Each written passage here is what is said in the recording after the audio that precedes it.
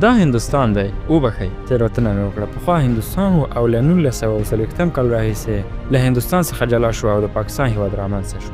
البته هغه وخت پاکستان همداسې یوه ټوټه نه و بلکې ختیځ پاکستان هم موجود و چې نن ورځ ورته بنګلادیش ویل کېږي.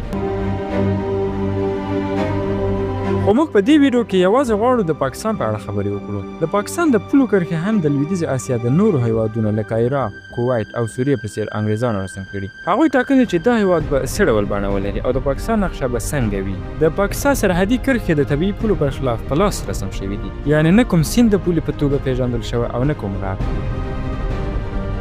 کله چې د دې سیمې قومونو ته ګورئ وینئ چې دا کرښې داسې په پلان سره رسم شوي چې هیڅکله به په دې منځ کې یو ځواکمن هیواد رامنځته نه شي. په دې کرښو سره خلک په اسانه یو د بل پر ضد درولای شي. هماغه څه چې انګریزانو غوښتل یعنې قوي اتحاد رامنځته نه شي. خو د هند له لورې پوله تر یوه بریده سمه رسم کړې، ځکه لږ تر لږه ډېری مسلمانان دې لور ته دي او ډېری هندوان هغې لور ته دي. په 1940 کال کې چې هند په ظاهري ډول له انګریزانو څخه خپلواک شو، انګریزانو هند ته یو شرط کېښود. دا شرط د پاکستان رامنځته کېدل و.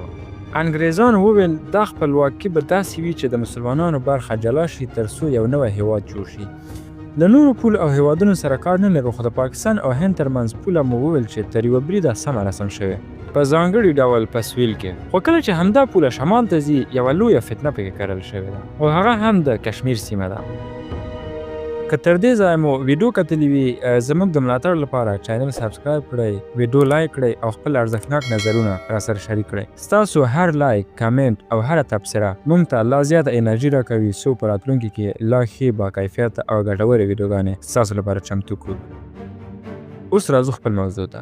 هغه مهال انګریزانو دې دواړو هیوادونو ته ونه ویل چې دا سیمه د چا ده، کشمیر یادوم. له هماغه 1940 کال راهیسې د دې دواړو هیوادونو ترمنځ پر کشمیر لانجه روانه ده او څو ځله یې د دې سیمې پر سر جګړه هم کړې ده. د کشمیر نیمایي برخه د پاکستان په لاس کې ده او بله نیمایي د هند په لاس کې، او دا دواړه هیوادونه د کشمیر منځنۍ پولې په رسمیت نه پیژني.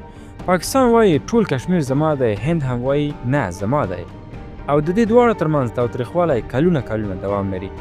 خو هند او پاکستان یوازې د مسلمان میشت کشمیر پر سر شخړه نه لري، بلکې پورته یوه مثلثي سیمه هم شته چې د چین پر پوله پرته ده او د هیمالیا یوه برخه پکې موقعیت لري چې سیاچین یخچال ورته ویل کېږي. دا سیمه سخته غرنیزه ده او دې دوو هیوادونو تازه دې سیمې ته پام شو چې دا ځای خپل کړي. له همدې امله په 1940 کال کې شخړه دلته پیل شوه. په دې یخ وهلي سوړ غرنیز چاپېریال کې هندي او پاکستاني ځواکونه یو بل په دوامداره توګه وژني، تر دې چې له 1940 کال راهیسې تر اوسه زرګونه سرتیري له دواړو لورو وژل شوي او هیڅ لاسته راوړنه هم د هیڅ یوه هیواد لپاره نه ده لرلې. د انګریزانو لاس د درد نه کړي.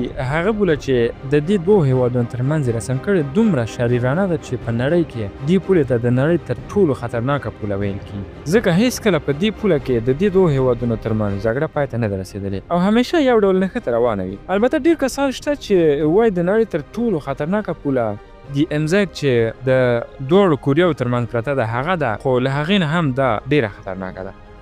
خو په دې نښتو کې د پاکستان حالت له هند څخه ډېر خراب دی، ځکه اسلام آباد په داسې ځای کې موقعیت لري چې د هند له پولې سره په کشمیر کې یوازې 83 کیلومتره واټن لري او دا هند ته اجازه ورکوي چې په اسانه اسلام آباد تر برید لاندې ونیسي یا یې حتی ونیسي. له همدې امله د پاکستان لپاره ډېره مهمه ده چې هند له کشمیره ووځي څو د هند پوځ لږ تر لږه د دوی له پلازمینې لرې شي.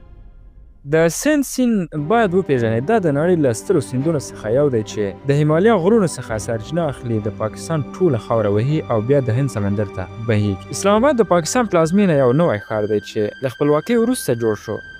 ډېری خلک وایي ولې پلازمینه دومره د هند پولې ته نږدې جوړه شوې ده.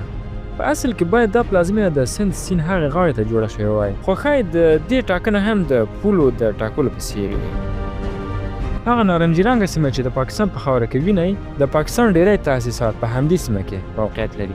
دا سیمه چې هند کولی شي په اسانه یې ونیسي. د پاکستان مهم ښارونه هم په همدې نارنجي رنګې سیمې کې دي. د پاکستان سمندري ساحلونه د ټول هیواد په نسبت ډېر کم دي او د هند سمندري ځواک کولی شي په اسانه دغه ساحلونه ونیسي. په ځانګړي ډول د دې هیواد تر ټولو ګڼمېشتی ښار کراچۍ دی. کراچۍ د پاکستان د ژوند شارک دی ځکه د دې هیواد تر ټولو مهم فعال بندر دی او له 80 سلنه څخه زیات واردات د همدې بندر له لارې ترسره کیږي. له همدې امله که دوه توغندي پر دې بندر ولګېږي ټول پاکستان فلج کیږي. خو آیا نورې پولې ښې دي؟ نه، بلکې ځینې له دې هم بدتره دي. له بدترینو څخه یوه د افغانستان او پاکستان ترمنځ پوله ده چې طرحه د هند له پولې هم پخوانۍ ده، خو هغه هم له ستونزو او شخړو ډکه ده. دې ته د ډیورند کرښه ویل کېږي چې په 1893 کال کې ټاکل شوې ده. د ډیورند کرښه یوه کرښه ده چې د پښتنو په منځ کې رسم شوې ده. د افغانستان دولتونو څو ځله اعلان کړی چې موږ دا پوله په رسمیت نه پیژنو او تل وایي هغه برخه پښتانه چې په پاکستان کې دي باید د افغانستان برخه وي. په 1940 کال کې چې پاکستان خپلواک شو او ملګرو ملتونو ته ولاړ، هند سره له دې چې یوه برخه ترې جلا شوې وه، خو بیا هم جلا شوې برخه پاکستان یې په رسمیت وپېژنده. خو یو هېواد و پاکستان یې په رسمیت ونه پېژنده او هغه افغانستان و. هغوی وویل دا پوله باید سمه شي تر څو موږ یې په رسمیت وپېژنو. نو که تاسې دې نقشې ته وګورئ، پاکستان هېواد په منځ کې راګیر شوی دی، هم له هند سره ستونزه لري او هم له افغانستان سره.